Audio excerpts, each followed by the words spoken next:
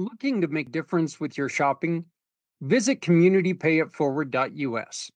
Select the mission or cause you want to support and scan the QR code.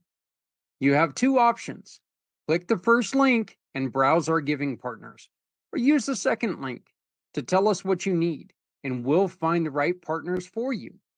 Shop with these partners and keep your receipt or invoice. Next, click a picture or simply upload a picture of your receipt to the portal in every form, adding your name and email address. Your purchase now turns into a donation to the mission you've chosen. Community Pay It Forward shares your business story with those in need of your services to rally support for those who need us all.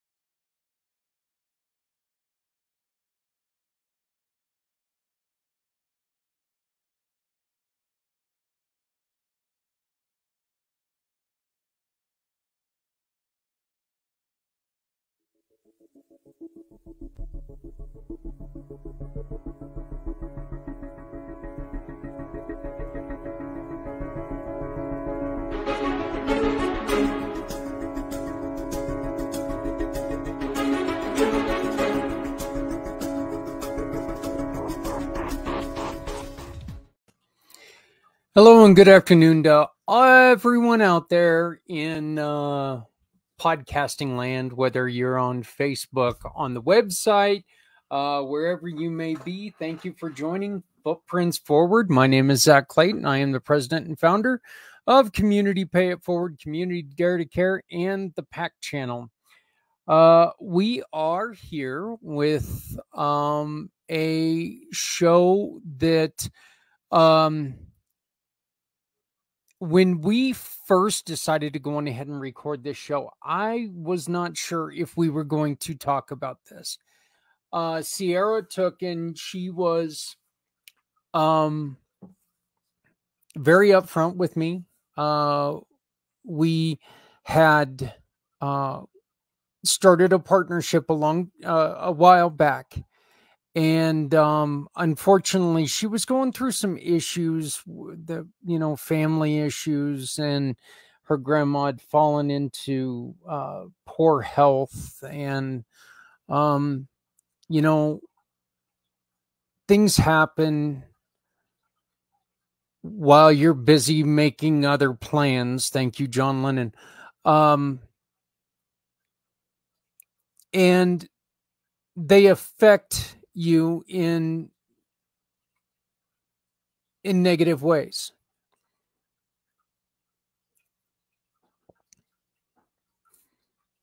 Sierra was attempting to get her company started,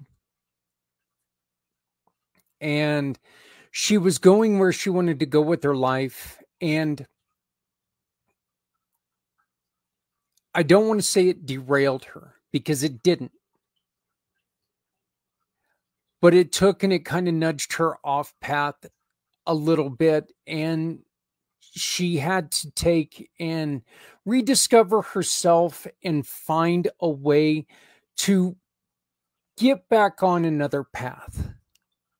I'm very proud of her for what she's went through. And she ended up bringing this up during this conversation, bringing up her struggles, bringing up the fact that she had a very serious and difficult thought while she was driving. And that thought could have become something very dangerous. And so she did the responsible thing, and she went in to get some help. So the first part of this interview is about Sierra rejoining the Community Pay It Forward program. We do get into her hospitalization and what she's doing now to take care of herself. And then once again, we close the show out.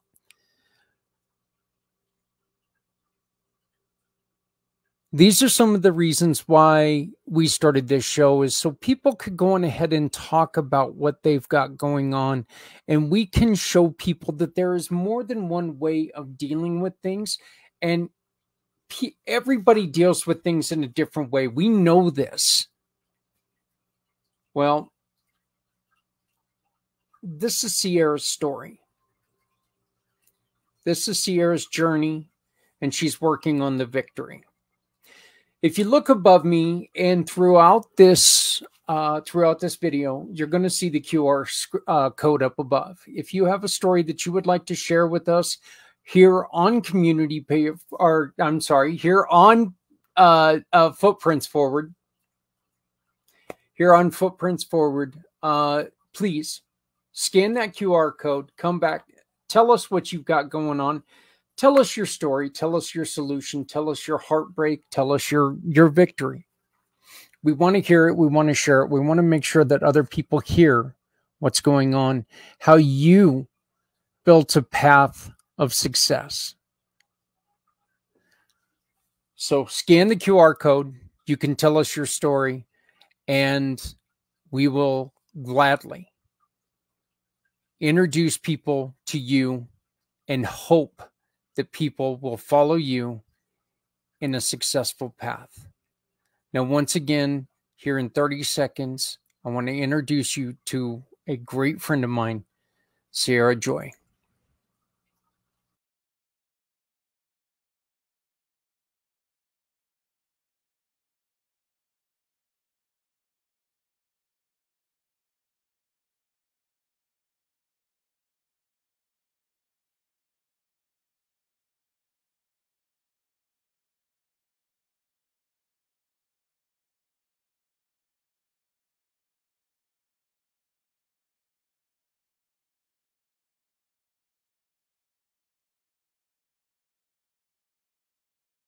And of course, I know I did it again.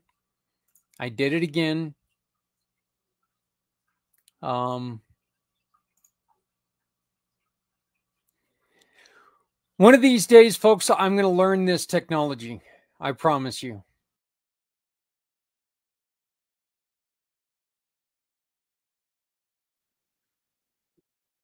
And for this one, it's been a little while.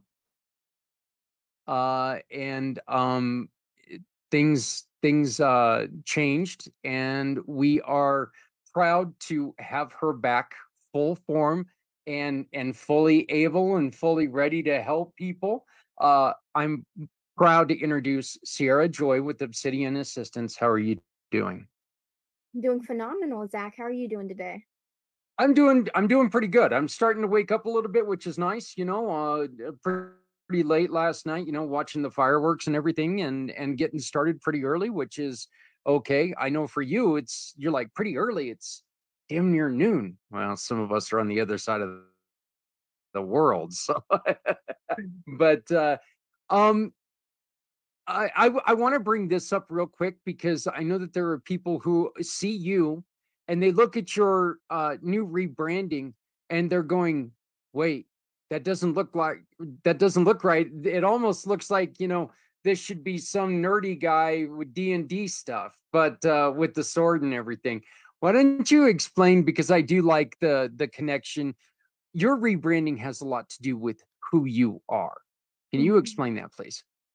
Absolutely, Zach. So, when I was deciding what to name my LLC, my dad and I were actually watching Game of Thrones. If you're a fellow Throny in the room, you fellow Throny? Yes. I am.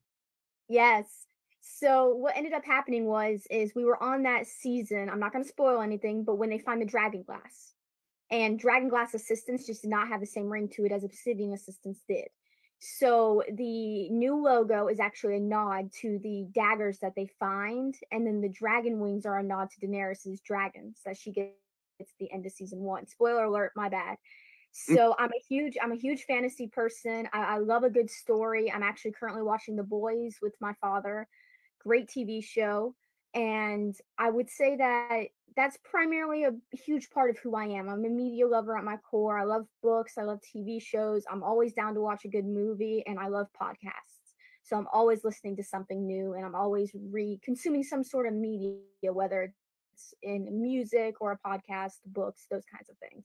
So when it came to branding and rebranding my business as this Obsidian Assistance, the name stayed the same, but we wanted to incorporate the nerdiness of who I am into the logo and into the business as well. On your newsletter, which we're going to be talking about here in a little bit, but on your newsletter, I also noticed another thing that where Sierra, where you have your name, you have another little logo, and it's a dragon, and that dragon has a special meaning to you as well. Absolutely. So it's a nod to Toothless from How to Train Your Dragon, which is arguably one of the best animated movies I've ever seen. And my very first tattoo was a toothless tattoo. And to me and my family, I'm known as the Toothless of the family because me and Toothless kind of connect on certain levels. We're both kind of shy, but we also want to be fiercely protective of the people we love. So the dragon is kind of a nod to Toothless in that sense. So that's for my personal brand, Sierra Joy. That's really cool. I like that. Like I said, it's just I know it's a weird place to start, but yeah, I wanted to get that out because the Obsidian Assistance, it did go through, it was a drastic rebrand. Um what got you, Sierra, and let's just put it out there, you're very, very young. What got you into wanting to become a virtual assistant? My nonprofit work was when I was in high school for scholarships, they wanted you to volunteer. And the closest place to me, and really the only place I had access to, was my local Habitat for Humanity. They help build homes for lower income families. I love So, Habitat for Humanity. That's one of the big organizations that I fully am behind. exactly.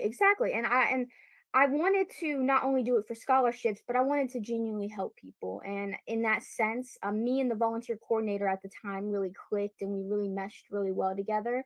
So what ended up happening was during my volunteer hours, I became the volunteer coordinator's assistant rather than helping on the floor. So I helped her with intake for volunteers, hours, doing all sorts of administrative duties from doing emails, spreadsheets, all the way down to answering phones. So when it came to being a virtual assistant, I was actually in college at the time that I started the business. And I was like, okay, so I have all this administration background and the social media background from my high school years. What can I do with that to bring income into my family to help my family during COVID? And I could not go to a traditional 9 to 5 or like an in person working thing because not only were we during COVID, but my grandmother was extremely high risk. So what ended up happening was is I googled how I'm sure all of us at some point have googled how to make money online, and I just added as a college student at the end of it, and freelancing is what kept coming up. Being a virtual assistant kind of called to me in the sense that I felt drawn to it because it's another way for me to help people without going to medical school. And school has never really been for me. I did end up dropping out of college to pursue the business full time. I was in college for business marketing. So I took those what short time I was in college, I took those lessons and I applied them to my business and I was learning much more on the practical end of things than I was on the studying end of things. So I ended up dropping out like I mentioned earlier. And I think that was really the biggest thing for me is that it just kind of called to me. I wanted to help people and I wanted to de-stress people's lives. And I know de-stress isn't technically a word, but that's ultimately what ended up happening. Yeah, I think in the business world, de-stress is a word because if you're doing it alone, you need to de-stress. And that is one of the things that you can help. I What is the excitement when you get to learn about these different companies that you're assisting? I mean, how exciting is that? Uh, in one day you might be helping a nonprofit and a business at the same time on a day. How exciting is that to you? Because you get to learn about the different ways that people do business every day. It's thrilling because then I can bring those aspects into my own business, or I can use what I've learned to apply to somebody else's business and make their lives easier. Hmm. And I'm a big fan of you never know if you're going to love or hate working in an industry or working somewhere until you actually try it. So I'm always open to working with different industries. I'm always open to working in like finance or like with creatives. Those are two of my favorite people to work with and people in the IT space as well. They have so much knowledge that they're more than willing to pass down to the next generation of entrepreneurs and business owners. See, I see what you do and what we're trying to do. I see a similarity in between them because Sierra, I'm one of those, and I know I've said this before, but after my accident, people kept asking me, Zach, why don't you go into, because I couldn't drive truck anymore. And people were telling me, why don't you go try to sell Harley Davidsons? And my answer was very simple, very, very simple. Harley Davidsons are something I love. Okay, I love the motorcycle. I love everything about them.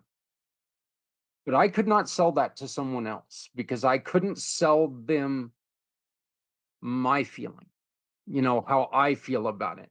And I would be very, very reluctant to sell somebody a motorcycle, which could easily end their life if they use the word, I think I want to learn how to ride, because I would have that in my mind. They're not ready. You Hmm. know when you're ready. There's no I think.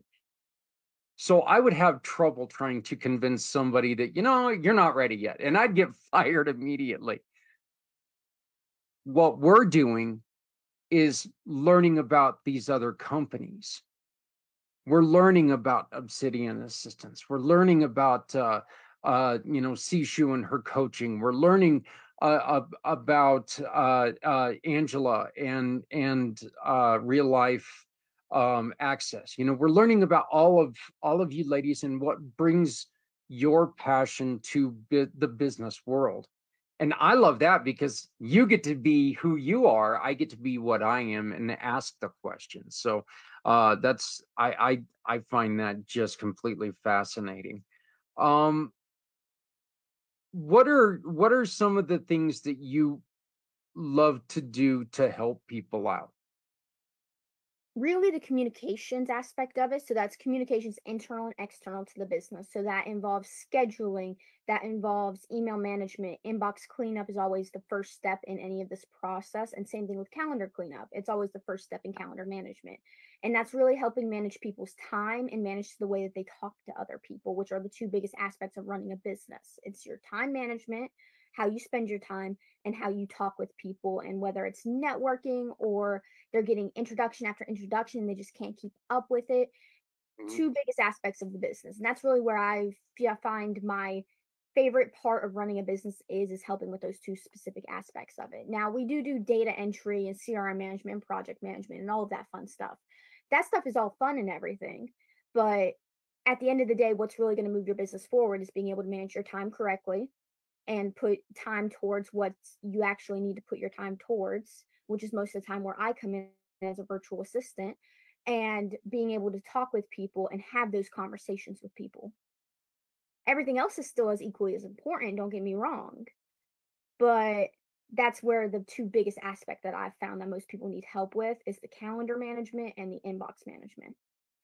Think one of the things that angers me is the difference between a spam introduction on email and an actual introduction on email, and trying to remember, hey, nobody introduced me to this person. This person is just coming at me in a, canned cold call or whatever it is. Mhm. And trying to make sure that you're connecting properly with something that someone introduced you to, and this other person is they're just trying to sell you their business and they have no interest in learning about yours.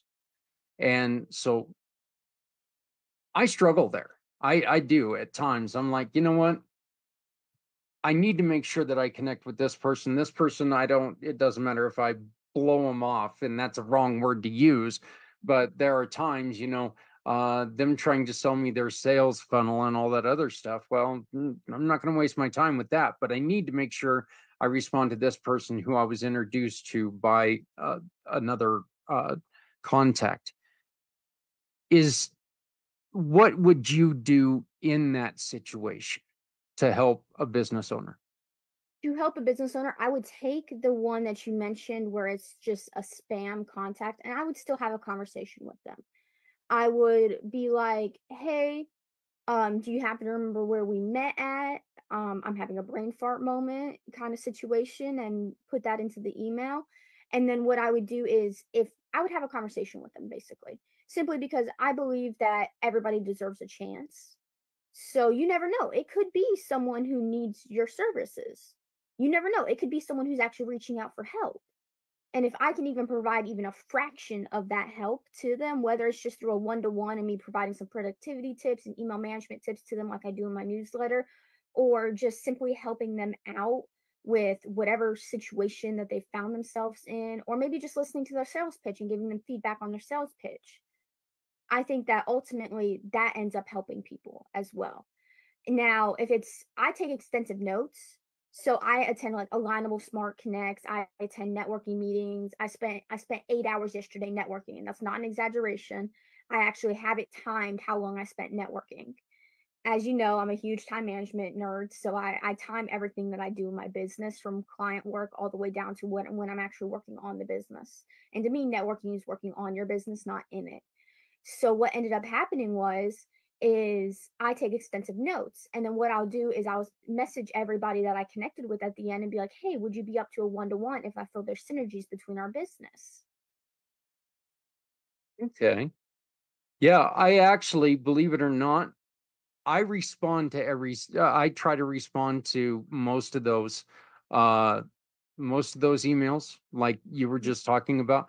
I do actually have something for them. I need to make sure I get you that so you can take a look at that and see what it is. But I do try to respond to them as well. I try not, because you never know who's going to be business, and if you don't give them, if you don't give them a shot, I guess they're out there. But yeah, I very rarely do I get a response back. Very, very rarely.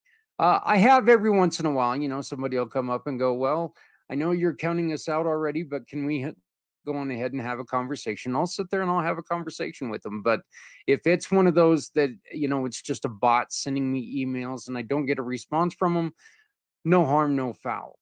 But Exactly. you definitely want to respond to the people who come and they respond back to you, or they were referred directly to you. So, social media, and I know Mhm. this is something that you and I have talked about quite a bit. There's been and there's going to continue to be speculation that things are going to have to change with TikTok. How has that helped or hurt TikTok in business? Okay, so it's a double-edged sword. Right now, we don't really know if TikTok's gonna be around in the next year. Mhm. So until they officially announce any changes, I'm gonna continue doing TikTok the way that I've always done TikTok, which is chances are I'm gonna post on there at minimum once a day, sometimes even up to 4 times a day, just to get my content out there and to help more people. Because even if my video even if that video only reaches one person, that one person could find something extremely valuable in the videos that I do, which to me is extremely important. So until there is an actual news release or press release from an authentic source that I trust with my life, I'm going to continue doing TikTok the way that I've always done it. Okay. And for those of you who don't understand what we're talking about, Congress and well, everybody, when it comes to the government, has basically told TikTok that they have to get rid of their Chinese owners, or it's going to be banned in the United States. Now, is that going to happen? I have my own feelings on that, and I don't see everybody taking and quitting TikTok just because that's happened. So like Sierra is suggesting, this might be the best time just to keep doing what you're doing, make sure it works. Why is TikTok so valuable, right? I think that ultimately it comes down to community. You can build a community on TikTok a lot easier than you can on any other social media platform because of the virality of it. So at the end of the day, community is what really people are searching for. So, for example, on my personal branding TikTok page, I post entrepreneurial, excuse my language here, shit tips. So that is me trying to help the next generation of business owners not make the same mistakes that I did. So that's me passing down all the networking advice, maybe even meeting people and having one-to-ones with them if they request them from me. And at the end of the day, what I think you need is an authentic community around you that people feel safe. That's at the end of the day what we all want from a community is to feel safe in it, to feel supported in it. So I think that's something TikTok is actually better at creating than some of the other platforms because of the virality of it and how easy and simple it can be to get that reach on videos if you're posting relevant and authentic content. Um, what are some of the other really important social medias that people should be working with? Instagram, if you are business to consumer and sometimes even B2B. I know for my generation, we're more likely to search up a business on Instagram or social media before we go to Google. So I think having some sort of presence on there is important. If you are specifically B2B, LinkedIn and Alignable. Alignable, I like to call is the baby version of LinkedIn. It's much more localized than LinkedIn is, whereas a LinkedIn is more international and national.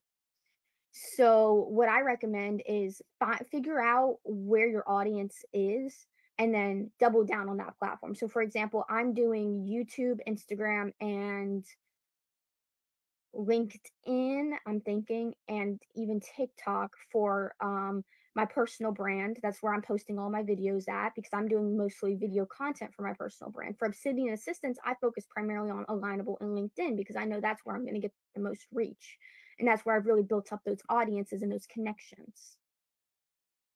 I am actually doing I'm doing okay on a video series that we put out every morning. It's called What You Got, to where we bring up, like, this is the, it's chocolate chip cookie day or Mm-hmm. something like that. We're just asking people a question every day. Hey, chocolate chip cookies, do you add anything to them? Yes or no? Whatever it is. I've been seeing a lot more response from LinkedIn and X over Mm-hmm. anything else. And the one thing that bugs me about Alignable is you can't add that video. You can add the link to YouTube, but you can't just add the video. Mm-hmm. And that and I've actually talked to people at Alignable and said, look, this is ridiculous. You're knocking me, not just me, other companies, you're knocking out a big part of what we do by not allowing that to happen. Does that does that put limitations on what you would put on Alignable? Not really, no, because I always in my captions and or descriptions, as platforms will refer to it as what platforms will refer it to, I always go over what I go over in the video because some people learn easier by hearing and seeing it, and some people learn easier by simply reading it. I know I read a lot faster than I hear, if that makes sense. Hmm. So I always go in and I add in a very descriptive caption that is filled with keywords for each platform, and I'll tweak it for each platform as there are different audiences on each platform and everything. And then I will, because you have a 700 character limit on Alignable, so I will also shorten it down and make sure I add some sort of call to action or maybe even a link at the bottom of it. If they want to watch the video, they have access to watching the video. One thing I have noticed though is that if you add a link, and I don't know if this is verified, but one thing I've noticed with my reach is if you add a link, it won't get seen as often by your community. And I don't know if that's verified. It's just something I've noticed from my own analytics and my own reach is that anything with a link in it doesn't get seen as often. Yeah, I think that Alignable's got a long way to go. I do like it. Like you said, they've got a great networking system, Yeah. to where it's like a localized networking system. I think Alignable is very important in that part, but I think that they've got a lot to do with posting before they catch up to the other ones. There are new organizations coming out as well. You've Be Connected and some of these other things they're starting. Are there any of those that are going to really start as business owners? Is there any of those that we should really start thinking about maybe looking at? I got actually recommended to Be Connected the other day, and I have started posting on there, and I've gotten a few connections, but nothing that has turned into anything. But I'm not saying that it's not going to turn into anything.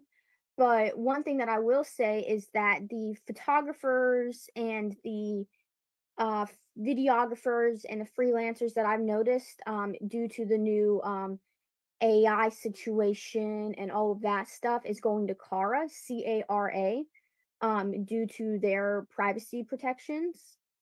So I would check that out if you fall within the creatives category. I have not signed up for it yet. That's on my list of things to do this weekend. As you know, I was recently hospitalized, so things have fallen off my list of to-do list for working on my business in order for me to get client work done.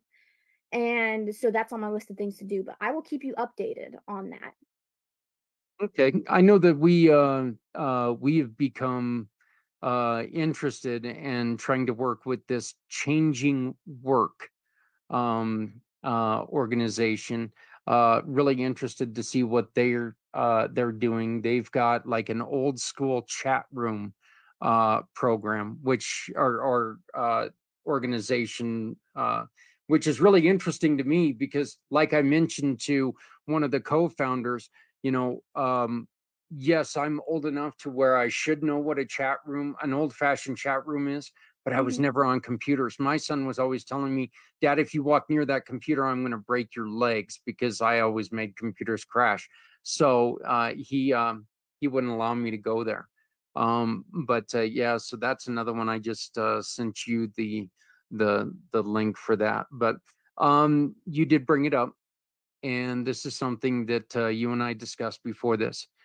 You were hospitalized. You were having a very, very tough time, and you made the decision. In my mind, you made the correct decision to seek help. Can you go on ahead and expound on this? Absolutely. So I was driving, and trigger warnings here for people. If you don't want to listen to this part, please skip ahead to the next part. I was driving, doing some errands for the 9 to 5 that I was working at. It was basically my last day there. And they had me running around in my car to do some errands, and a car swerved into my lane. And for a split second, I had this really scary thought where, like, maybe this wouldn't be the worst thing that had could happen to me, basically, is if I had died right then and there. Like I said, trigger warnings, please skip ahead if this is uncomfortable for anybody. And as soon as I got back to the office of where I was working, my mom actually works there as well. And I told her what had happened. And both me, her, and my dad, we all collectively made the decision for me to go to the hospital and see what would basically happen. And I ended up getting Baker acted, which basically means I was sent to a mental health facility for 3 days, 72 hours, to wean myself off of the medication. Because what ended up happening was is I had a recent uppage in the dosage of the antidepressant I was on, and that's when those thoughts started. So, it was honestly probably one of the most nerve-wracking and scary things I've ever encountered, having that thought, because it was just so far from my normal thoughts that I was like, "Yo, what just happened here?" And it freaked me out. So, I spent 3 days being weaned off of the medication that I was on, and I'm now down to 37.5 milligrams, and I'm seeing a psychiatrist as well to help me get on something better for my system and to where I don't have those thoughts anymore. But I'm perfectly healthy now. And this is something I'm going to battle with regardless.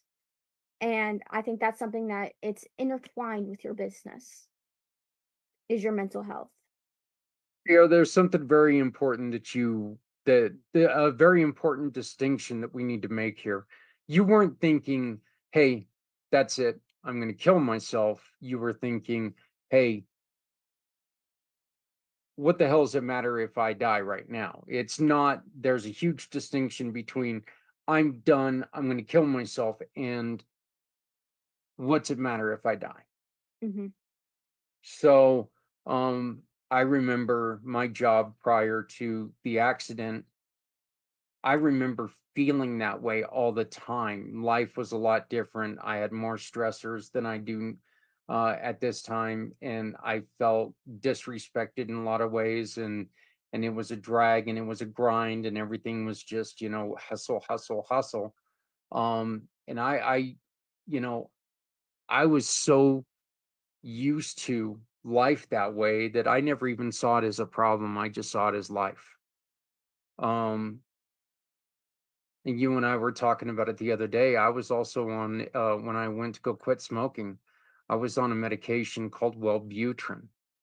And Wellbutrin made me uh, a very bad person, have evil, evil thoughts. So they had you on a medication that was improperly dosed. What do people need to look at? If you're not feeling right, there's something wrong, right? Hmm. And I think that's one thing you need to pay attention to yourself when you're battling anything like depression Hmm. or anxiety more than you pay attention to most people or other people in your life. Take that time to reflect in on how you're feeling. That way you can notice those symptoms. Because I have this situation where most of the time I'm like, "Oh, you have an issue? Let me sit here and listen." And I love doing that for my friends. I love doing that for my family. I love doing that for people. But I wasn't internally reflecting on my own feelings and the way that I was feeling until I start actually experiencing physical symptoms to the medication, so physical side effects. That was always my problem. So now that I know that, I'm reflecting more inwards on how those medications affect me, and I'm focusing a lot more on myself now. And that may sound selfish to some people, but I think it's necessary, especially when you're a business owner, because you spend so much time alone, and that loneliness can really get to you in certain aspects. Think there's a very easy way to put this. If you have to give an excuse for how you're acting, there's a problem. Mhm. Whether it's a personal choice or whether it's maybe a problem in how you're feeling or something, there's a problem, and maybe you need to see somebody about it. Of course, if you're just like a pathological liar, and I mean, that's still a problem that you need to face and you need to work on.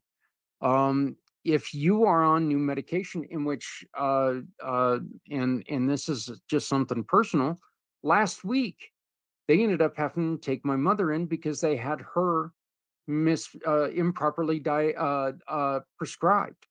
They had Mhm. her, and she ended up having a reaction to a medication, and it damn near killed her.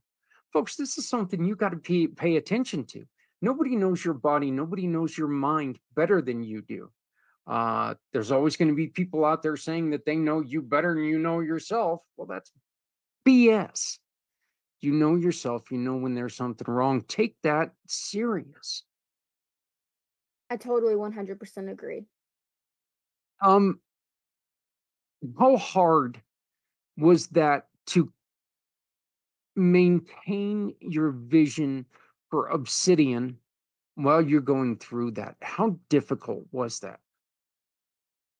Ultimately, I think it's intertwined to a point where I work with such amazing people that when I sent that email out where I was the subject line, I was actually in the hospital room waiting to be transferred to the mental health facility. And I still had my phone. My mom was with me. We were together and I was being monitored 24/7. And I was like, okay, I need to email all my clients, let them know I'm having to take a couple of days off and I don't know when I'm going to be back. So I emailed them, and just the subject line of my email was hospitalized. And I said, hey, everyone, I'm being hospitalized for a few days. I don't know when I'm going to be back. I'm going to be offline.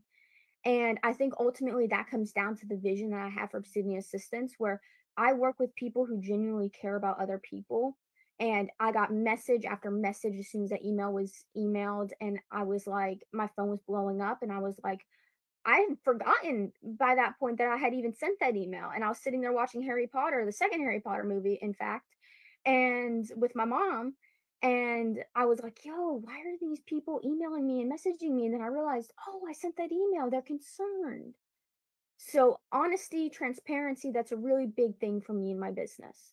And I think being honest and open, especially when you have a virtual assistant or you're going through something like this, it allows people to see another side of you. It gives them transparency that they may have not had with other VAs or other business owners. So that is one of like two of my most profound values and my vision for virtual assistants is that we need to be more honest about what we know, what we don't know, and what we're going through. That way our clients are as informed as we are. And delegate. Mhm. Make sure you're not filling your head and filling your plate full of stuff that you are just not capable, or, and yes, this is going to sound mean, but it is true, smart enough to handle. Okay. Sierra, you and I are talking about you looking over my social media, because let's be honest here. I should be a genius at social media. I was around before social media. I should know everything about it. Yet I'm a yutz when it comes to social media. I don't understand a damn thing I'm doing with it. Mhm. Having someone smarter than you is not a bad thing. It's a great thing. And it's something that you are stressing about as a business owner, when all you have to do is call on somebody who understands it better than you do. You know, yeah.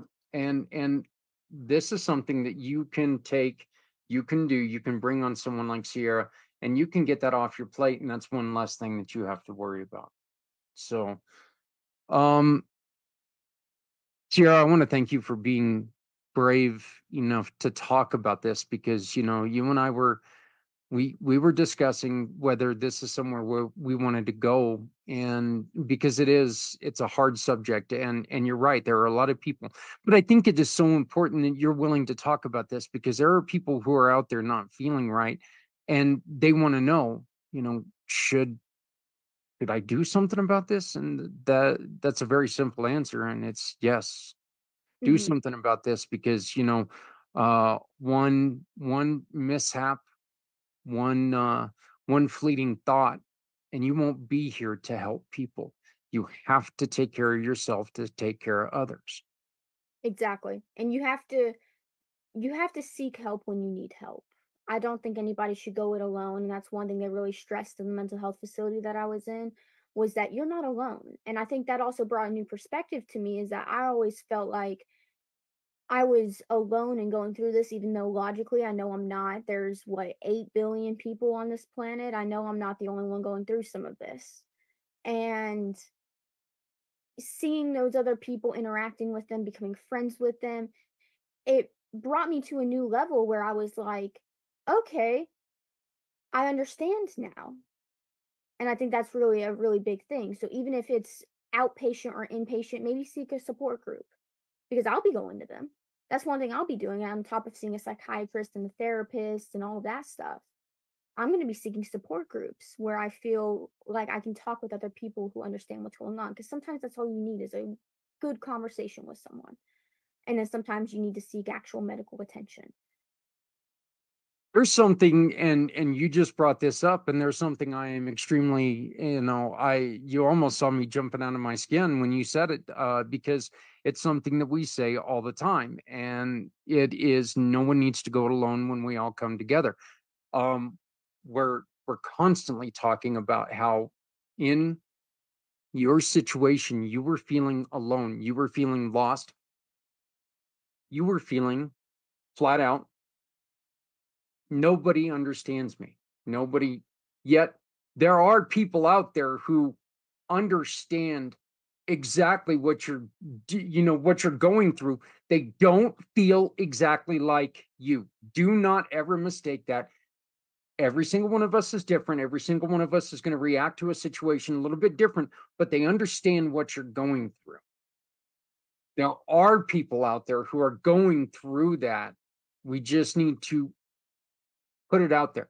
Let the people know, because they don't know what they don't know. They cannot support you if they don't know. So make sure you're open and honest. We're not asking you to put it out on Facebook saying, "Hey, you know, I I feel like I want to end my life." People are going to look, that's the worst thing to do. It's going to make it worse. You're going to have the jackasses out there, the vultures out there that are sitting there, and joke around about it. But there are people out there that you can reach out to that really can help you, because there are people out there who, one, have been through it, or two, are trained to help you. And this is where we also say, if somebody comes to you and they're talking about this, and you don't feel like you are mentally capable of taking this in on yourself, that's not a bad thing. But make sure that you reach out to somebody else before you walk away from them, because you could tell them, "Hey, I'm going to find somebody to help you. I'll get back to you on this." Do not leave that person alone, because you may not have somebody to get back to if you walk away. So, um, did you have something you wanted to add to that? Absolutely. I agree. And I think not being left alone in that situation was what helped me the most. I had my mom by my side up until I was transferred. And it was one of those things. I was constantly on the phone with my dad. As you know, he lives an hour and a half away from where I was currently in that moment. So I think that that really does help. It's just having someone stay by your side and be like, you're not alone. I'm here for you. I care about you. I love you. And I'm going to be with you through this. Um, I told you this the other day when we talked, and I seriously mean it, and I want you to know that you are never alone, because I'll be here if you need, if you need somebody. You are very important to me, not just as a business partner, but as a friend. And I want you to know that if you ever need somebody to just talk to, please, and know that I'm here. But again, I want to thank you for being vulnerable and for opening up about this, because this is something that it was a hard decision whether we were going to talk about this or not. I am beyond thrilled that we did, because it is so important, and I think it's something that really emphasizes on the importance of your company, Hmm. because the struggle's real. Being a small business owner, that struggle is real, and look that struggle can be dangerous. So you need to make sure that you reach out to somebody and help people out. You have a wonderful, hey, I'm back, I'm ready to get at it, give me a shot. You have a wonderful sale going on. Absolutely. So right now I'm doing a kind of sort of Christmas in July slash July 4th slash the entire month of July sale going on, where if you purchase hours from me within this month at the special discounted price, you get them not only all the way through, you can use them all the way till the end of the year. So end of December 31st, 2024 is when they expire. But you also get my administration support as well. So you can stock up on hours. You can purchase as many hours as you want. There's no limit to it, or as little hours as you need. So say you only need 10 hours, that would be 175 with the sale that I'm currently running versus the 300 that it normally is. So it's almost cutting it in half. Yeah, and could you imagine trying to hire somebody and have them at your side for as little as $175 a week? It's crazy. It's I know That I'm ain't trying gonna to. happen. It's just simply not gonna happen. So this is a great chance to have somebody to help you and help your company. Sierra, how do people get a hold of you? You can contact me on social media, Obsidian Assistance on across all social medias. I believe I even have an X account if I'm not mistaken. And then you can also contact me at the Sierra Joy as well. That is my personal brand. Or you can join my newsletter, which is obsidianassistance.com/newsletter. And we'll make sure all of those links are in the description below. One of the other things that we want to highlight is your YouTube channel. Absolutely. So I have started a YouTube channel where I'm sharing, excuse my language once again, entrepreneurial shit tips is what I'm calling the playlist. And that is for primarily any entrepreneur, whether they're older, whether they're younger, it really doesn't matter, who feels lost or just needs a little advice and guidance. So I'm sharing everything I've learned over the last 2.5 years of being an entrepreneur and over the last 6 years of being an administrative assistant.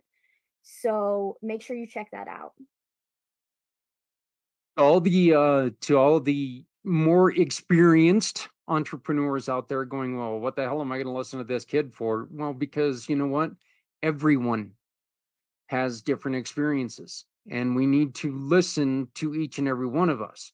Nobody needs to go it alone when we all come together. Again, this is so important because we need to see things through the eyes of the younger generation. And if they are offered our experience, we can put those together, we can build these bridges, and we can build something beautiful. Let's work together instead of the having that separation gap. Let's be different than when we were coming up and you had the older people saying, "Get off my lawn," and we're trying to do something new. Instead of doing that, let's work together. Let's make this wonderful space wonderful. This entrepreneurial space. And people like Sierra are here to make that happen. Sarah, once again, how do people, I Sierra, once again, how do people get a hold of you? Absolutely. You can contact me on all social media platforms or you can email me. I'll make sure I give Zach my email address. That way you can contact me. If you just need help or support or you just need somebody to listen to and talk to, please feel free to reach out to me. I'm always here for you and we can get a meeting on the books and we can just sit here and we can chat like Zach and I have been doing for the last hour.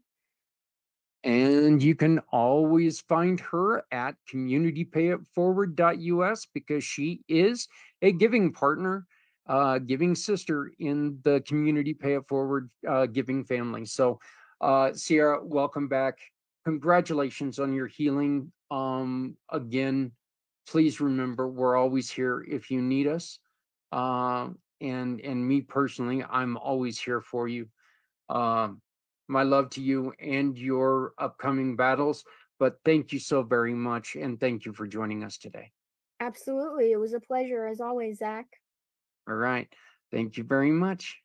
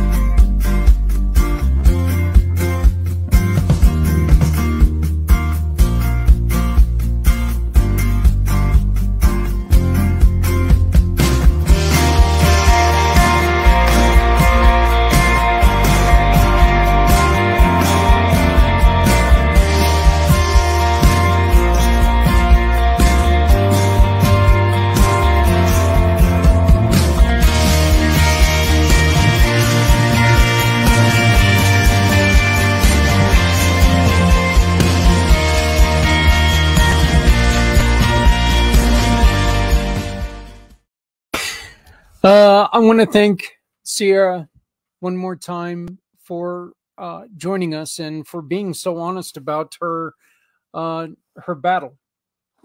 Look, it's not easy to tell somebody what happened. It's not easy to tell somebody that this is, what you went through, and especially when it's something like that. Pretty easy to tell somebody, hey, I took the kids, we went to a baseball game the other day. It's not easy to tell somebody, look, I felt like I was having a problem and I went to go get it fixed. So her bravery needs to be absolutely commended. And I thank her so much for that. Sierra Joy, at the Sierra Joy on YouTube is where you can go and you can watch her videos, her shorts. At the Sierra Joy on YouTube. Go and visit. Let's see if I can do this right.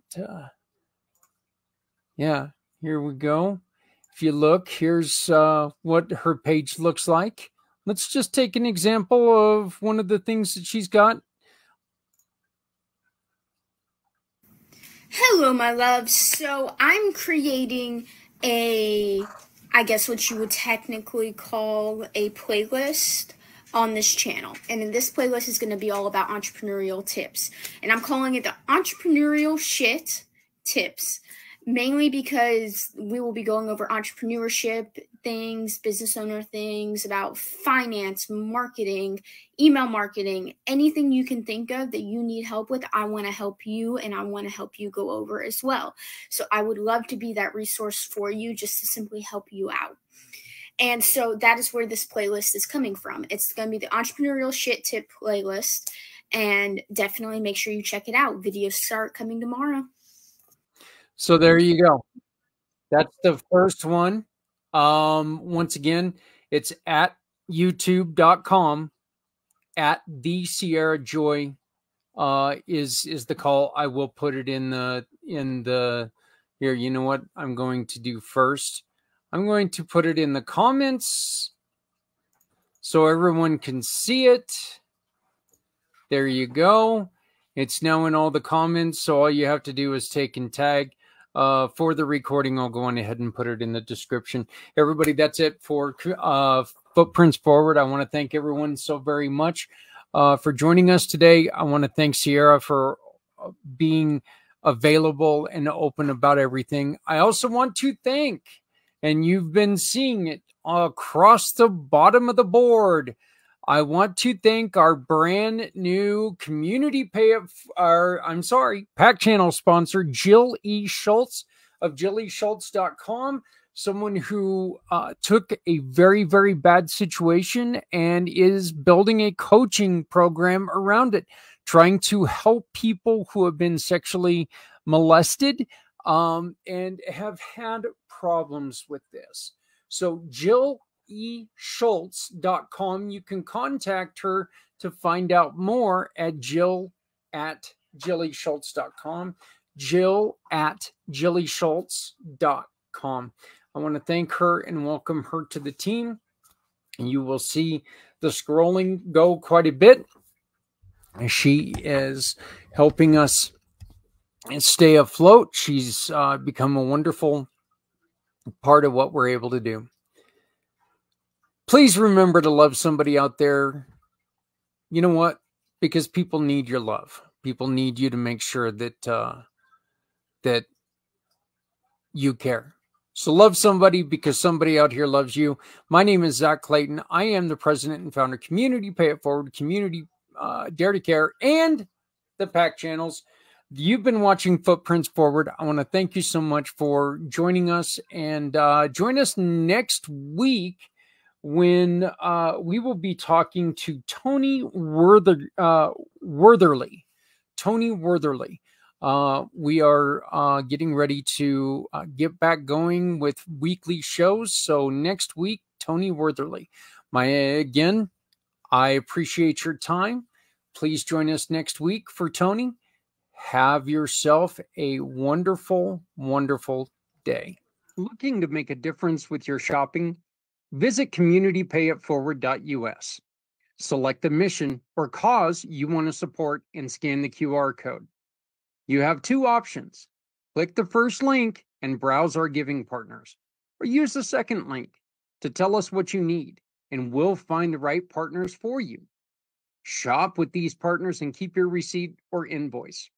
Next, click a picture or simply upload a picture of your receipt to the portal in every form, adding your name and email address.